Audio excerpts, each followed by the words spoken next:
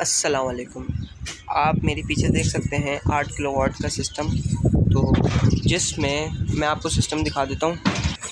ये सिस्टम है, ये 8 केवी का सिस्टम है और क्या कहते हैं, ये 585 वाट की 14 प्लेटें हैं, जो कि जिनको की प्लेटें हैं।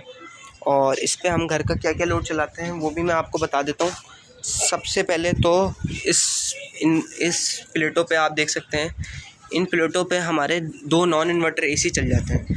2 नॉन इन्वर्टर एसी के साथ घर का लोड जैसे तकरीबन 2 फ्रिज, 1 फ्रीज़र, नॉन इन्वर्टर, और आधे घर में इन्वर्टर पंखे लगे हुए हैं, आधे नॉन इन्वर्टर लगे हुए हैं।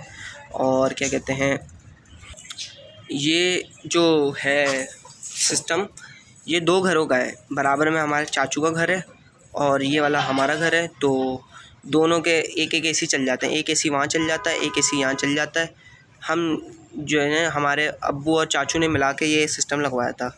और आप जो है इसका फ्रेम देख सकते हैं, ये हमने 1 साल पहले लगवाया था, जो कि हमें कॉस्ट, जो इसका फ्रेम है वो हमें कॉस्ट किया था अराउंड 40 to 45,000, जो कि 4 से 5 गेज का है, 4 या 5 गेज का है। मैं आपको इसकी थिकनेस दिखा देता हूँ। ये देख सकते हैं आप इसकी थिकनेस, आवाज़ देख लें आप।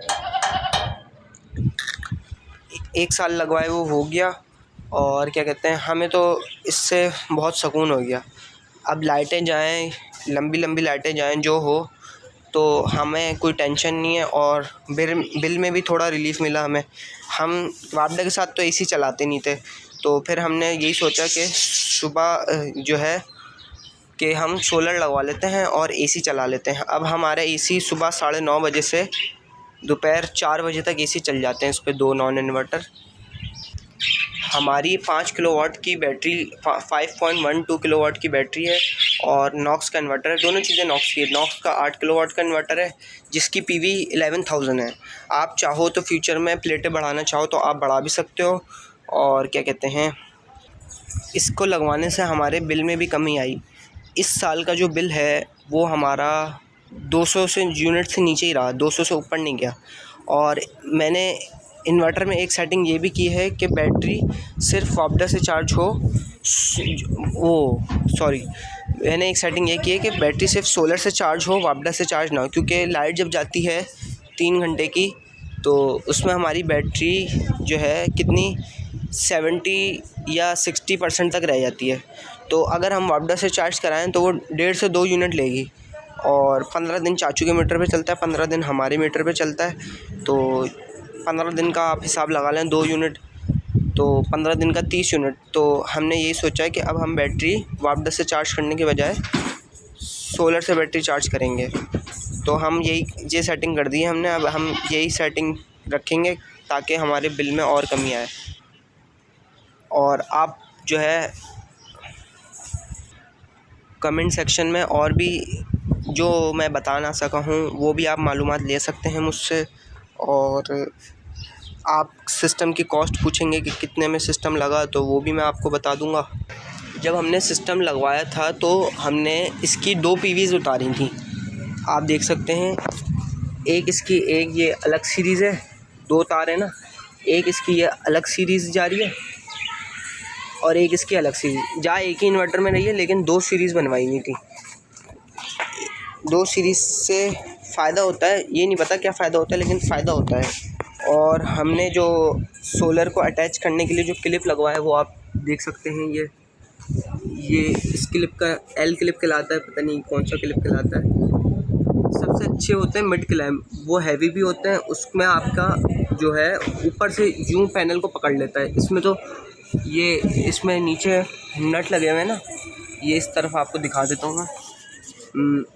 ये देख सकते हैं आप, ये ऊपर नट लगा हुआ है, अगर आपको नज़र आ रहा हो। एक सेकंड में रोशनी करके देखता हूँ। हाँ, ये आपको नट नज़र आ रहा है, ये नट, तो ये नट लगे हुए हर, ये पैनल 4, ये एल शेप का जो है, तो ये हर पैनल पे 4 लगे हुए हैं। लेकिन इस पे जो है ना वो जंग आ गया। मैं आपको एक और वो दिखाऊंगा मिड क्लैम्प वाला, उसको भी तकरीबन साल हो गया है, लेकिन उस पर जंग नहीं आया, लेकिन इस पे जो है ना वो जंग आ गया है। शुरू में मैं एक दफ़ा ऐसे ही आया तो मैंने ऐसे ही हिला के देखा तो ये ढीले पड़े हुए थे। फिर मैं और मेरे कज़न ने टाइट किए तो उसके बाद से फिर ये ढीले नहीं पड़े। एसी के अलावा सर्दियों में हम इस पे इलेक्ट्रिक गीज़र भी चला लेते हैं और इस पे हम इलेक्ट्रिक बाइक भी चार्ज करते हैं, घर का लोड भी डालते हैं सुबह के। और जब हम एसी बंद करते हैं 4 बजे तो 2 मोटरें भी चला देते हैं। तो इस तरीके से हम अपने घर का लोड मैनेज करते हैं। इस साल हमारा बिल जो है वो 200 यूनिट से क्रॉस नहीं हुआ। और कि अगर आप अपने पैनल की सफाई नहीं रखेंगे, इस पर ज़्यादा डस्ट आ जाएगी। तो हमारे साथ भी ये हुआ था कि हमारी जो बैटरी डिस्चार्जिंग होना शुरू हो जाती थी वो 2:30 बजे से होना शुरू हो जाती थी। फिर हमने अपने पैनल साफ़ किए प्रेशर वॉशर से, तो उसके बाद अच्छा रिज़ल्ट मिला हमें फिर एसी 4 बजे तक बंद नहीं करना पड़ता। आराम से जो है बैटरी भी डिस्चार्ज नहीं होती और हमारे एसी भी 4 बजे तक चल जाते हैं। अगर आपको ये इन्फॉर्मेटिव वीडियो पसंद आई हो तो लाइक करें, शेयर करें, कमेंट करें और सब्सक्राइब करें। मिलते हैं अगली ही ऐसी किसी नई वीडियो के साथ, तब तक के लिए अल्लाह हाफ़िज़।